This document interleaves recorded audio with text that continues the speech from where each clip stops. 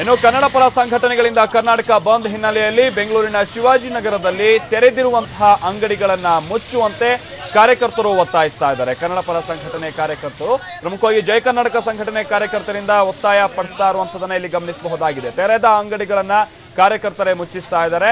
5 ಆಟೋಗಳಲ್ಲಿ ಬಂದ್ ಮಾಡಿಸ್ತಾ ಇರುವಂತಹ ಕಾರ್ಯಕರ್ತರು ಅಂದ್ರೆ 5 ಆಟೋಗಳಲ್ಲಿ ಬಂದು ಕಾರ್ಯಕರ್ತರು ಬಂದ್ ಮಾಡಿಸ್ತಾ ಇದ್ದಾರೆ. ಇದನ್ನು ನಾವಿಲ್ಲಿ ಗಮನಿಸಬಹುದಾಗಿದೆ. ಪ್ರಮುಖವಾಗಿ ಇವತ್ತು ಬೆಂಗಳೂರು ಭಾಗಶಃ ಸ್ತಬ್ಧವಾಗಿದೆ. ಅಂಗಡಿ ಮುಂಗಟ್ಟುಗಳು ತೆರೆದಿಲ್ಲ.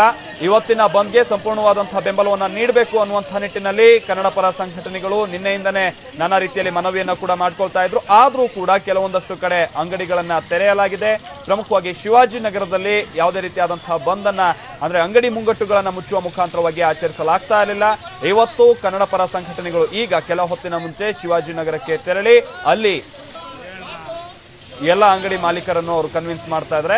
ಅಂಗಡಿಗಳನ್ನ ಮುಚ್ಚಿ ಇವತ್ತು ನಡೀತಾ ಇರುವಂತಹ ಬಂದ್ಗೆ ನೀವು ಬೆಂಬಲಿಸಿ ಅನ್ನುವಂತಹ ರೀತಿಯಲ್ಲಿ ಶಾಂತ ರೀತಿಯಲ್ಲೇ ಒಂದು ಹಂತದಲ್ಲಿ ಬಂದ್ ಮಾಡಿಸ್ತಾ ಇರುವಂತದನ್ನ ಇಲ್ಲಿ ಗಮನಿಸಬಹುದಾಗಿದೆ.